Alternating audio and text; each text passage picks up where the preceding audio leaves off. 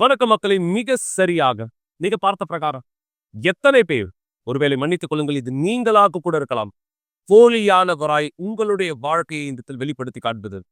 நீங்க யாரா இருக்கீங்களோ அந்த உண்மையை இந்த மறைப்பது, உங்களுடைய இயல்பான வாழ்க்கையை இந்த மறைத்து வெளிவேஷத்தினுடைய வாழ்க்கையை நீங்கள் காண்பிப்பது. சோகமாக உள்ள இருக்கீங்க, ஆனா வெளியில சந்தோஷமா இருக்கிறது போல காட்டுறீங்க. நீங்க இப்படியான போலியான வாழ்க்கை வாழ்வதை தேவனுக்கு விரும்புறாரா? நிச்சயம் கிடையாது. தேவன் உங்களுக்காக விரும்புகிற வாழ்க்கை அதி அற்புதமான வாழ்க்கை. கவனிங்க, தேவன் உங்களுக்காக இந்த விரும்புகிற வாழ்க்கை அதி அற்புதமானது.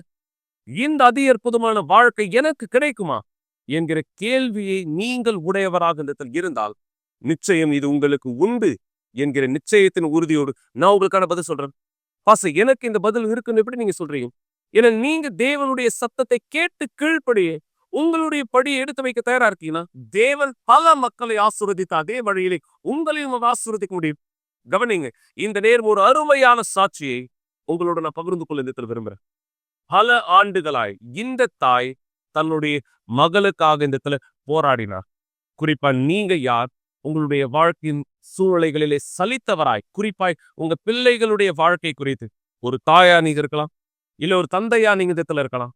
நீங்க இந்த உடைய பிள்ளைகளுடைய வாழ்க்கை தேவனுடைய வழிக்கு கொண்டு வர விரும்புறீங்க. தவறான பழக்கங்களுக்கு, தவறான சகவாசங்களுக்கு அடிமையா இருக்கிற உங்களுடைய பிள்ளைகளை தேவனுடைய பிள்ளைகளா இதை நீங்க பார்க்க விரும்புறீங்க. ஆனா அது ஏறக்குறைய எட்டாத ஒரு கனியா இருக்கிறதை பார்க்கிறேன். ஆனா விசுவாசம் சகலத்தையும் செய்யும் என்பதற்கான பதில் நீங்க பார்க்க போகிற இந்த சாட்சி. இந்த தாயார் பல சூழ்நிலைகளை எதிர்மறையாக சந்தித்தாலும், பல கடினங்களை இவருடைய வாழ்க்கையிலே இவர் இந்த செய்ய வேண்டியது அல்லது எதிர்பார்த்தது நடக்காமல் இந்த போனாலும் இவர் விசுவாசத்தை நிலைத்தார். அந்த விசுவாசத்தை நிலைத்ததற்கான பலன் என்ன நீங்க பார்க்க விரும்புறீங்களா? இந்த நபருடைய வாழ்க்கை மாற்றம், ஆம், இவருடைய பிள்ளையினுடைய வாழ்க்கை மாற்றம் எப்படியாக இந்த நடந்தது, அதற்கான ஆதாரம் சாட்சியை பாருங்கள் இப்போதை.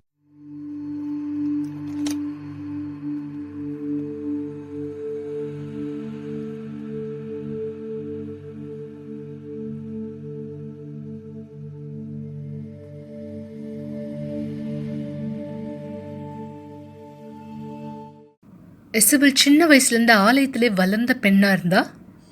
எசபெலுக்கு 14 வயசு இருக்கும் போது தண்ணீரில் ஞானஸ்தானம் எடுத்தா.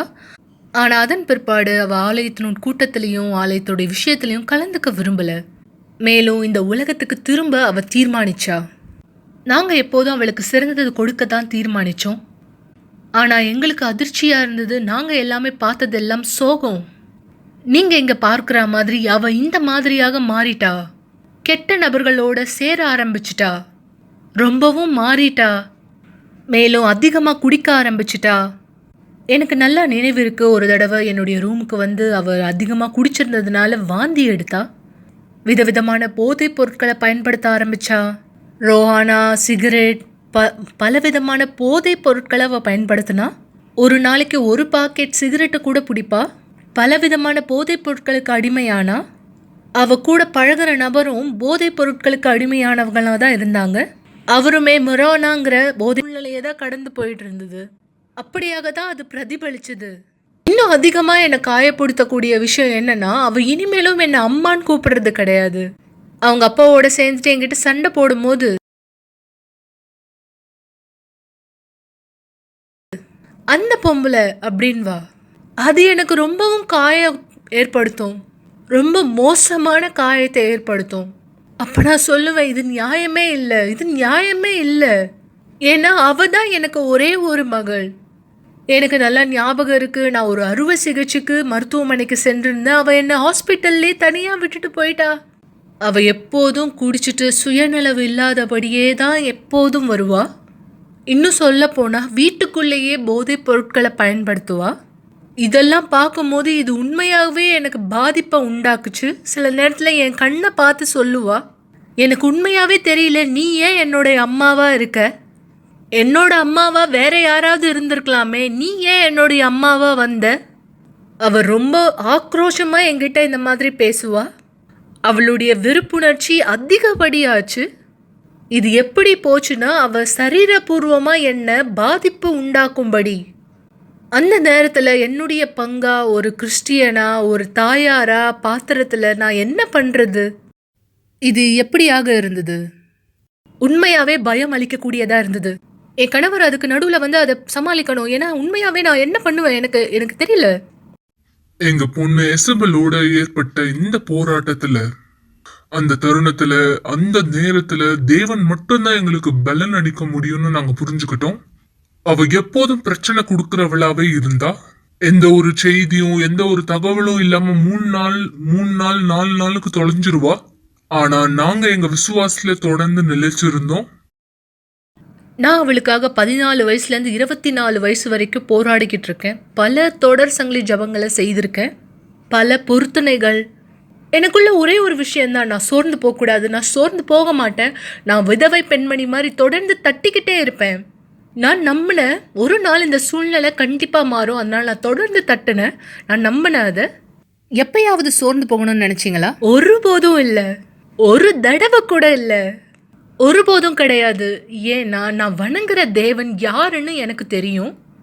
நான் பீடத்தின் மீது என்னுடைய பொருத்தனையை வச்சிருக்கேன்னு எனக்கு தெரியும். நிறைய மக்கள் என்கிட்ட வந்து சொல்லியிருக்காங்க, உன் பொண்ணை வீட்டை விட்டு வெளியே துரத்து, அவளுக்கு எல்லாமே இருக்குது, ஆனால் நீ தான் எல்லாத்துலேயும் கஷ்டப்படுறேன்னு கூட சொல்லியிருக்காங்க. ஆனாலும் நான் அதை விட்டு விலகலை. ஆனால் ஒரு தருணத்தில் என்னால் முடியல, என்னால் தாங்க முடியல. நான் ரொம்பவும் எதிர்ப்படைஞ்சேன். அப்போ நான் சொன்னேன், இது போதும், என்னை சுற்றி என்ன நடக்குது? இவ்வளோ வருடங்கள் சென்ற பிற்பாடு நான் உண்மையாகவே தேவனுடைய கவனத்தை ஈர்க்கிறதுக்கு ஏதாவது செய்யணும்.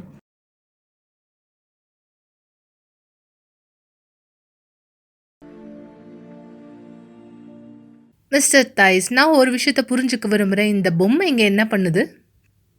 இந்த அட்டையில் இருக்கிற உருவம் நான் விசுவாசத்தினால உந்தப்பட்டு இதை செஞ்சேன். இந்த மாதிரி யார் செய்கிறாங்களோ அவங்களுக்கு இது வேலை செய்யும்னு நான் சொல்லலை. ஆனால் எனக்கு உள்ளாக இந்த விசுவாசம் இருந்தது. அவள் ஆலயத்துக்குள்ளாக வளர்க்கப்பட்டவளாக இருந்தா. அவள் என் கூட உட்காந்துருக்கா கூட்டங்களில். ஆனால் திடீர்னு பார்த்தா அவள் அந்த இடத்துல இல்லை, இந்த மாதிரி எப்போதும் நான் இதை ஏற்றுக்க மாட்டேன்னு நான் சொன்னேன். அது காரணத்தினால தான் நான் இந்த உருவப்படத்தை செஞ்சேன். என்னோட பக்கத்தில் கொண்டு வந்து என் பக்கத்து சேரில் வச்சேன். பல மக்கள் நினச்சிருக்காங்க எனக்கு பைத்தியம் பிடிச்சிருச்சு, பிரச்சனைனால எனக்கு பைத்தியம்தான் ஆயிடுச்சுன்னு நினச்சாங்க. இது பரிதவிப்பின் செயலாக இருந்ததா? இல்லை, இது பரிதவிப்பு இல்லை. இது விசுவாசத்தின் செயலாக தான் இருந்தது. இது பரிதவிப்பு கிடையாது. அவளுக்காக நான் பல சிறப்பு நிகழ்ச்சிகள் பண்ணியிருக்கேன். எல்லா சிறப்பு நிகழ்ச்சியும் அவளுடைய ஆவிக்குரிய வாழ்க்கைக்காக தான் நான் செஞ்சேன். ஆனால் ஒரு சிறப்பு நிகழ்ச்சியில் நான் சொன்னேன், போதும், அவ்வளோதான். தேவன் என்கிட்ட ஒரு விஷயம் கேட்டிருந்தாரு. அது மனித பூர்வமாக பார்த்தா ரொம்ப கடினமானது. ஆனால் நான் என் சிந்தனையில் தீர்மானிச்சிட்டேன், என்னுடைய உணர்ச்சியினால இல்லை, தேவன் என்ன கேட்கிறாரோ அதை நான் கொடுக்கறதுக்கு தீர்மானிச்சிட்டேன். நான் 10 வருஷமாக போராடி ஒரு வியாபாரத்தை உருவாக்கி வச்சுருந்தேன். தேவனுக்காக நான் இந்த தியாகத்தை என் பெண்ணுக்காக செஞ்சேன். யார் இதை உங்களை செய்ய சொன்னா? தேவன் தாமே கேட்டார். யாரும் எனக்கு அதை சொல்லலை, யாரும் எனக்கு அறிவுரை கொடுக்கல. தேவன் தாமே கேட்டார். தேவன் அந்த வியாபாரத்தை விடும்படி அதை எனக்கு தியாகமாக செய்யும்படி கேட்டார். நான் செஞ்சேன். எந்த வியாபாரம் என்னுடையதாக இருந்ததோ அந்த வியாபாரத்திலேயே நான் வேலைக்கு போன பெண்ணாக இருந்தேன். தேவன் இதை தான் கேட்டார், நான் அதை செஞ்சேன். அந்த இடத்துல நான் ஒரு பணியாளியாக தான் வேலை செஞ்சேன். தேவனுடைய பீடத்தில் ஏறுறது மிகவும் கடினம். ஏறுறது மட்டும் இல்லை, நீங்கள் அந்த இடத்துல நிலையாக நிற்கணும்.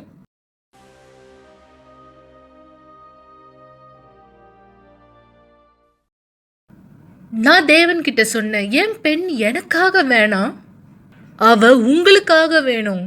அவளுடைய வாழ்க்கை பீடத்து மேலாக இருக்கணும். 3 நாள் பிற்பாடு, என்னுடைய பொருத்தனைக்கு பிற்பாடு பதில் கிடைச்சதா? அவ வீட்டை விட்டு வெளியேறிட்டா.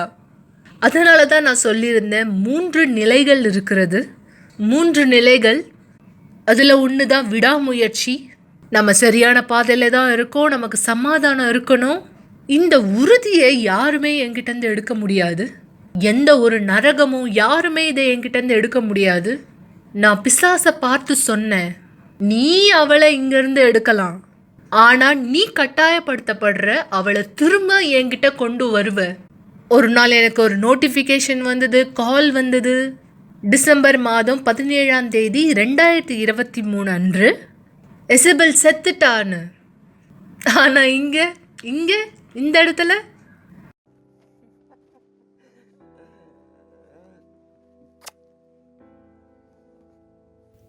இதோ புதியதா? ஆமா ஆமா, இது புது எசபெல். இனிமேலும் பழைய எசபெல் இந்த இடத்துல இல்லவே இல்லை.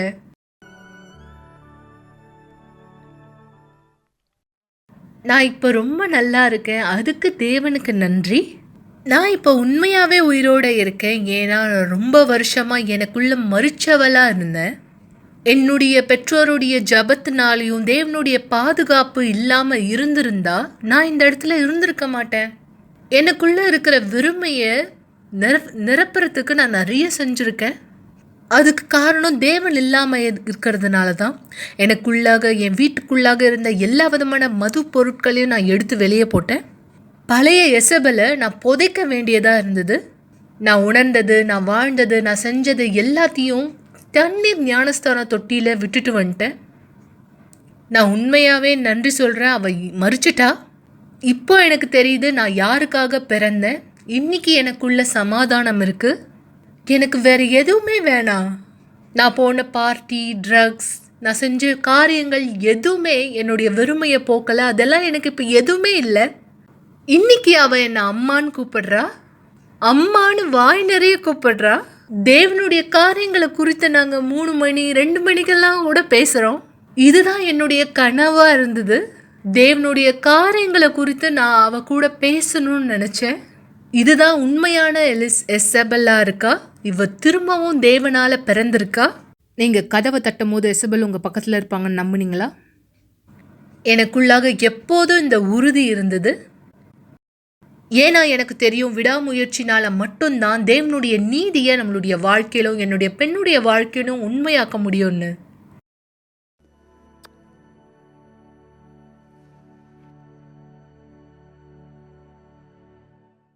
நான் சொன்னது சரியா மக்களே? ஏன்னா இந்த தாயா நம்பிக்கை இழந்து போகல.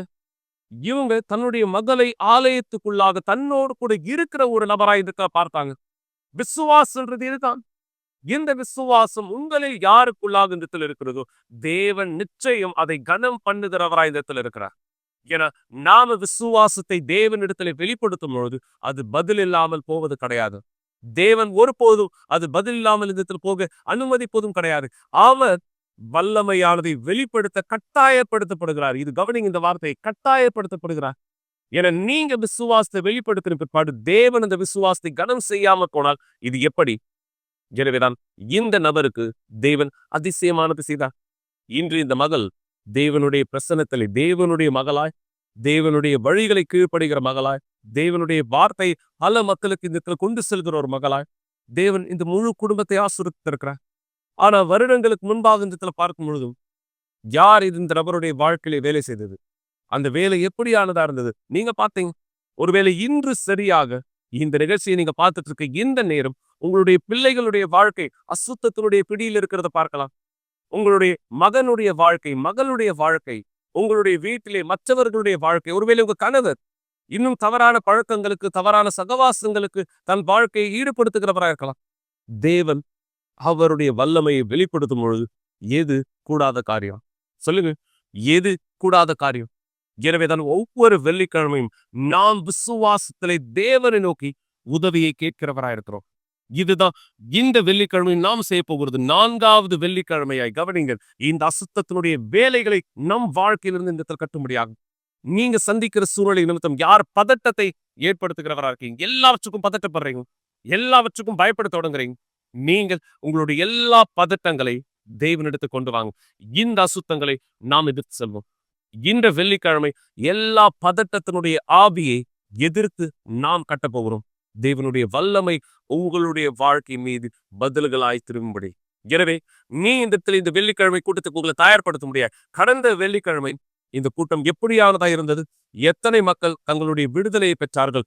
நீங்கள் பார்க்க முடியாது. இந்த வீடியோ பாருங்க பொழுது.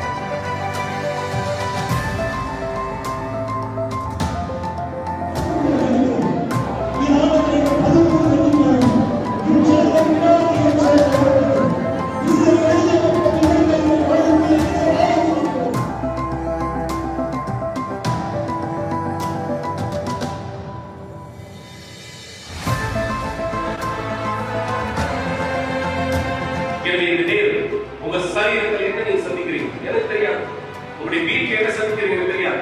உங்களுடைய வாழ்க்கை என்ன வகையில் வாழ்கிறவராய் வெறுப்புணர்ச்சிகளை மன்னிக்க முடியாத எண்ணங்களை உலக ரீதியான வழிகளை சுமந்து கொண்டிருக்கும் இது நாங்கள் மக்கள் இந்நாள் வரை உணராது உடலில் தேவனை நான் மக்கள் செலுத்துகிறேன்.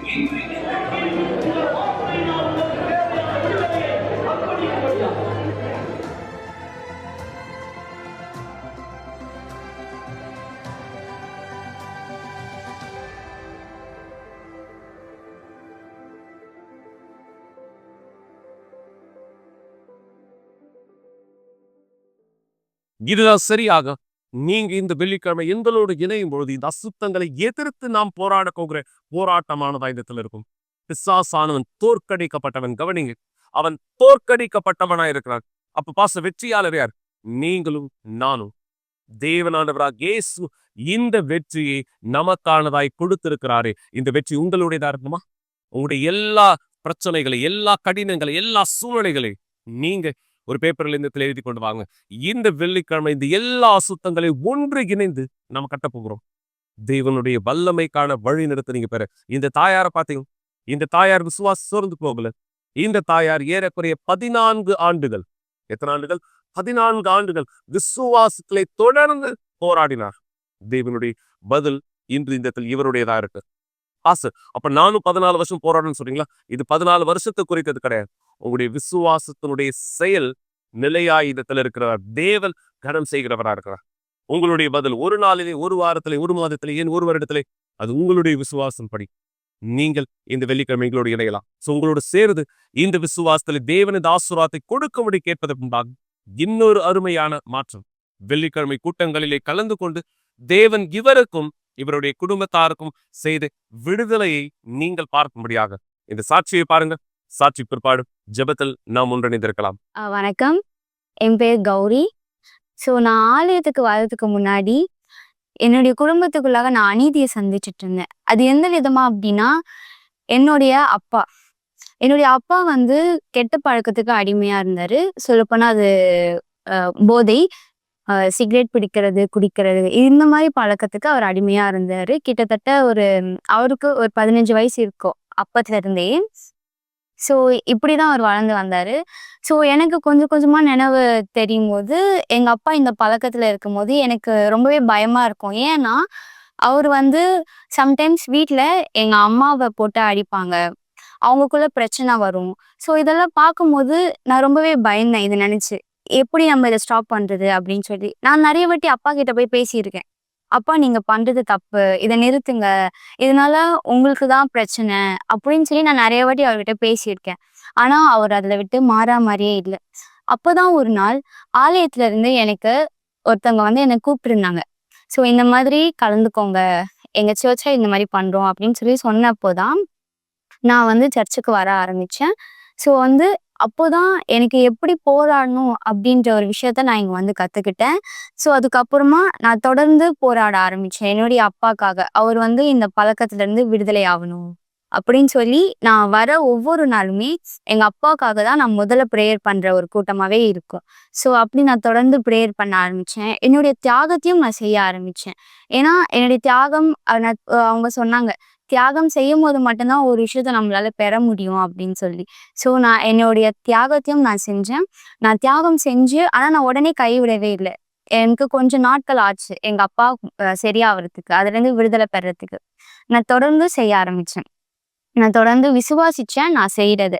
அப்புறம் ஒரு 2 வருஷம் கழிச்சு எங்க அப்பாவுக்கு வந்து ஸ்ட்ரோக் ஆனது வந்தது. ஸோ அதுல என்ன சொன்னாங்க அப்படின்னா, உங்க அப்பா வந்து இறக்க போறாங்க.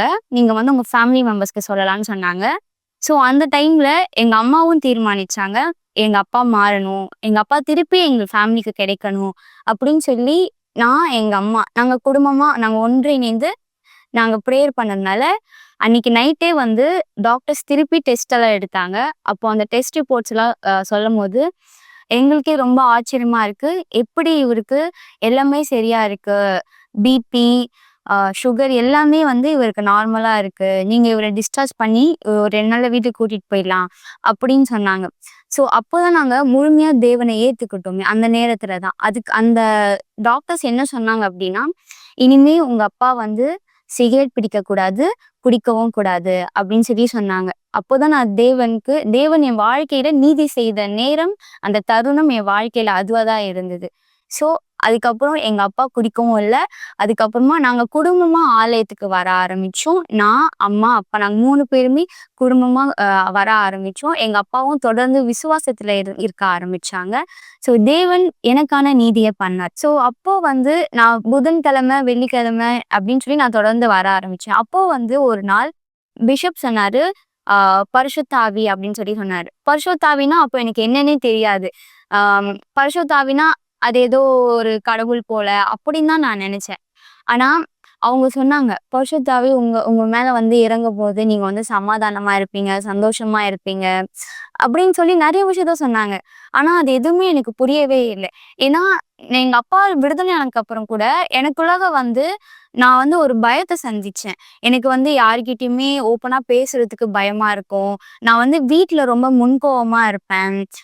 அப்பா அம்மாவுக்கு வந்து கீழ்ப்படிய மாட்டேன். அண்ணாவை வந்து ரொம்பவே கெட்ட வார்த்தையில திட்டுவேன். ஸோ இப்படியான ஒரு பொண்ணா தான் நான் இருந்தேன். வெளியே யார்கிட்டயுமே அவ்வளவா போய் யாராவது என்ன நான் அவங்க பண்ணது தப்பா இருந்தாலுமே, அவங்க என்ன பிளேம் பண்ணாங்கன்னா கூட, நான் அது யார்கிட்டயுமே போய் கேட்கவே மாட்டேன். ஏன் என்ன இப்படி பண்றீங்கன்னு? ஏன்னா எனக்கு அவ்வளோ பயமா இருக்கும் ஒருத்தவங்க கிட்ட நான் ஃபேஸ் பண்ணி பேசுறதுக்கே. இந்த இந்த சூழ்நிலையை நான் சந்திட்டுட்டு இருந்தேன். அதுக்கப்புறம் நான் ஆலயத்துக்கு வரும்போது இங்க எனக்கு நிறைய பேர் எனக்கு உதவி பண்ணாங்க. பரிசுத்த ஆவினா என்னன்னு எனக்கு கத்துக் குடுத்தாங்க. ஸோ நான் சர்வீஸ ரொம்ப கவனமா இருந்து நான் கவனிக்க ஆரம்பிச்சேன். அப்போ பிஷப் சொன்னபோது தான் எனக்கு தெரிஞ்சது. பரிசுத்த ஆவி அப்படின்றது அது ஏதோ ஒரு உணர்வோ, அது ஏதோ ஒரு உருவமோ எதுவுமே கிடையாது. நீங்க உங்களுக்குள்ளாக இருக்க பாவத்தை நீங்க கைவிட்டு, தேவனுக்கு உங்களுடைய வாழ்க்கைய நீங்க முழுமையா குடுக்குறது. நீங்க வந்து தேவன முதலாவது இடத்துல வைக்கிறது அப்படின்னு சொல்லி சொன்னாரு. எல்லாருமே வந்து தேவன 2வது இடத்துலயோ, கடைசியா தான் வைக்கிறாங்க. அவங்களுடைய பொருள முன்னாடி வைக்கிறாங்க. இல்லன்னா அவங்களுடைய பண வாழ்க்கைய எல்லாத்தையுமே தான் அவங்க வாழ்க்கையில முதல் இடத்துல வைக்கிறாங்க. ஆனா யாருமே கடவுள முதல் இடத்துல வைக்கிறது இல்ல. அதனாலதான் அவங்களுக்குள்ள வந்து சமாதானம் இல்ல, சந்தோஷம் இல்லைன்னு சொல்லி இப்படி பல விஷயம் வந்து நான் கேட்டுட்டு இருந்தேன். அப்போதான் எனக்கு புரிஞ்சுது. அப்போ நான் என்னுடைய வாழ்க்கையில நான் எந்த விஷயத்த முதலாவதா வைத்துட்டு இருக்கேன் அப்படின்னு சொல்லி நான் யோசிச்சேன். அப்போதான் எனக்கு தெரிஞ்சது, நான் என்னுடைய வாழ்க்கையில என்னுடைய கோவத்தை முதலாவதா வச்சிருக்கேன். என்னுடைய பிடிவாதத்தை நான் முதலாவதா வச்சிருக்கேன். நான் வந்து எந்த ஒரு பிரச்சனை ஏதாவது நடக்கும்னா, நான் ரொம்ப பயந்து எனக்குள்ள நான் என்ன பண்றேன்னு எனக்கே தெரியாத மாரி நான் ரொம்ப பயந்துடுவேன். என் கையெல்லாம் நடுங்க ஆரம்பிச்சிரும். ஸோ அப்படிதான் நான் இருந்தேன், பரிசுத்த ஆவி கிடைக்கிறதுக்கு முன்னாடி. அதுக்கப்புறமா என்னுடைய ஆவிக்காக, என்னுடைய ஆத்மாக்காக நான் போராட ஆரம்பிச்சேன். ஸோ அப்புறம் எனக்கு புரிய ஆரம்பிச்சது. இல்ல எனக்கு பரிசுத்த ஆவி நான் பெறணும் அப்படின்ற சூழ்நிலை வரும்போது, நான் வந்து என்னுடைய பாவங்கள கைவிட வேண்டிய ஒரு நிலைமையில இருந்தேன். சரி பரவால்ல. எனக்கு வந்து நான் வந்து சமாதானமா, சந்தோஷமா இருக்கணும். இப்படி தினம் தினம் பயப்படுறதுக்கு இத கைவிட்டுட்டு தேவனுடைய வழியிலேயே இருந்தா எவ்வளோ சந்தோஷமா இருக்கும்னு நான் தீர்மானிச்சு நான் முடிவெடுத்தேன். அதுக்கப்புறமா தான் நான் வந்து என்னுடைய ஒரு காரியத்தையும், என்னுடைய ஒவ்வொரு விஷயத்தையும் நான் மாத்திக்க ஆரம்பிச்சேன். எங்க அப்பா, அம்மா கிட்ட போய் நான் மன்னிப்பு கேட்டேன். நான் செய்த தவறுகளுக்கு மன்னிப்பு கேட்டேன். என்னுடைய சகோதரன் கிட்ட நான் கொஞ்ச நாளா 1 வருஷம் கிட்ட பேசாமலே இருந்தேன், சண்டை போட்டதுனால.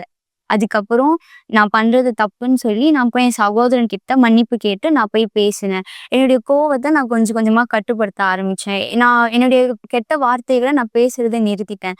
ஸோ இந்த மாதிரிலாம் நான் பண்ணேன். பண்ணி தேவனிடத்துல நான் கேட்டேன், தேவனே நான் இன்னும் எதை மாத்திக்கணும், எனக்கு உணர்த்துங்க. நான் வந்து உம்முடைய ஆவியை பெறத்துக்குன்னு சொல்லி நான் ஒவ்வொரு நாளும் நான் இப்படிதான் நான் கேட்டு நான் ப்ரேயர் பண்ணிட்டு இருந்தேன். ஸோ அப்போதான் ஒரு நாள் எனக்குள்ளாக வந்து பரிசுத்தாவி வந்தாரு. ஆனா எனக்கு அது பரிசுத்தாவி அப்ப எனக்கு புரியவே இல்லை. ஆனா எனக்குள்ளாக இருந்தது ஒண்ணே ஒண்ணு மட்டும்தான். எனக்குள்ளாக நான் அன்னைக்கு என் வாழ்க்கையிலேயே நான் உணராத அந்த சந்தோஷத்தையும் அந்த சமாதானத்தையும் நான் அப்போ உணர்ந்தேன். எனக்குள்ளாக என்ன நடக்குதுன்னே புரியல. நான் வந்து ரொம்ப சந்தோஷமா இருந்தேன். எனக்கு எனக்கு எப்படி சொல்றேன், எனக்கு அப்படியே சர்ச்சை ஃபுல்லா சுத்தி வரணும், எனக்கு குதிக்கணும், அந்த மாதிரி நான் என்ன பண்ணணும்னு எனக்கே புரியல. அந்த அளவுக்கு நான் சந்தோஷமா இருந்தேன். அதுக்கப்புறமா தான் நான் தொடர்ந்து நான் முன்னோக்கி செல்றேன். அதுக்கப்புறம் எந்த பிரச்சனை வந்தாலும், எந்த சூழ்நிலை இருந்தாலும் சரி, என்னால இப்போ ஒரு விஷயத்த தைரியமா என்னால ஃபேஸ் பண்ண முடியுது. நான் வந்து முன்னாடி இருக்க மாதிரி இப்ப நான் பயந்து போல. எல்லா சூழ்நிலையுமே என்னால சமாதானத்தோட இருக்க முடியுது. ஏன் அப்படின்னா, பரிசுத்த ஆவி என்னை வழி நடத்துறாரு. அவர் எனக்குள்ளாக இருக்காரு. அந்த தீர்மானம், உறுதி எனக்குள்ளாக இருக்கிறதுனாலதான் இப்பவும் நான் நினைச்சிருக்கேன். இதுவே தேவனுடைய ஆவி எனக்குள்ளாக இல்லை அப்படின்னா, நான் என்னைக்கோ வேற வழியில போயிருப்பேன். ஆனா தேவனுடைய ஆவி நான் பெற்று அவருடைய வழியில நான் நிக்கணும் உறுதியா இருந்ததுனால, இன்னைக்கு தேவன் என்ன அவருடைய வழிக்கு பயன்படுத்திட்டு இருக்காரு. நன்றி. ஒருவரும் உங்களுக்கு வெளிச்சத்தின் நாளை கொடுக்காவிட்டாலும், உங்களுடைய சத்தத்தை கேட்பதே பாரமாக தோன்றினாலும், உங்களுக்கு தேவையான பலத்தையும் நம்பிக்கையும் பெறுவதற்கான ஒரே வழி ஜெபம். தயவு செய்து உங்களுடைய கண்களை மூடியிருங்கள். இது ஜெபத்தின் நேரமா இருக்கிறது. ஜீகலாண்டவராகின் இயேசுவே என் தெய்வாவியானவரே, இதோ இந்த நேரம் இந்த மக்கள் யார் இந்த சாட்சிகள் மூலம் என்னுடைய வாழ்க்கை மாறும் என்கிற ஒரு யோசனையை தனக்குள்ளாய் பெற்றார்களோ, நீர் இந்த யோசனை கொடுத்தேன். இவர்களுடைய வாழ்க்கையை மாற்றவே, இவர்களுடைய வாழ்க்கை விடுதலை செய்யவே, இவர்கள் மூலமாக இவருடைய குடும்பங்களை தொடவே. எனவே தேவன் எதெல்லாம் அசுத்தத்தினுடைய வேலையாய், எதெல்லாம் சாபமாய் பிரச்சனையாய் இருக்கிறதோ, இந்த எல்லா இருளின் வேலைகளின் இப்போதே சபைத்து கட்டுகிறேன். இந்த நபருடைய வாழ்க்கை உம் வல்லமைக்கான சாட்சியாய் திரும்பட்டும். இவருடைய வழிகள் உம்முடைய ஆயுதத்தில் இருக்கட்டும். இந்த நபர் மீது உம்முடைய விடுதலை, குணமாஸ்தலை, ஆசீர்வாதத்தை இந்த கட்டளிடுகிறேன். என் தேவனை ஆண்டவராகிய இயேசுவே, இந்த நபருடைய வாழ்க்கை உம்முடைய பெயரானதை மகிமைப்படுத்துகிற ஆசீர்வாதமான வாழ்க்கையா இந்த இருக்கட்டும். இவருடைய வாழ்க்கை உன் பெயரை இந்த இன்னும் அதிகமாக உயர்த்தட்டும். எங்கள் தேவனும் சர்வ வல்லவருமா இருக்கிற ஆண்டவராகிய இயேசுவின் பெயராலே விசுவாசிக்கிற இந்த மக்கள் மீது விடுதலையை, குணமாக்கலை, ஆசீர்வாதத்தை அறிக்கிறேன். நீங்கள் கரங்களில் வைத்திருக்கிற தண்ணீர் அபிஷேகம் பண்ணப்பட்டதை அறிக்கை செய்கிறேன். இதிலிருந்து குடிக்கிற ஒவ்வொருவரும் உம்முடைய வல்லமையிலிருந்து குடிக்கட்டும். இயேசுவின் நாமத்தினால் ஆமென். விசுவாசத்தில் நிலைத்திருங்கள். மீண்டும் நாளை நிகழ்ச்சியில் உங்களை சந்திக்கிறேன். இயேசுவின் பெயராலே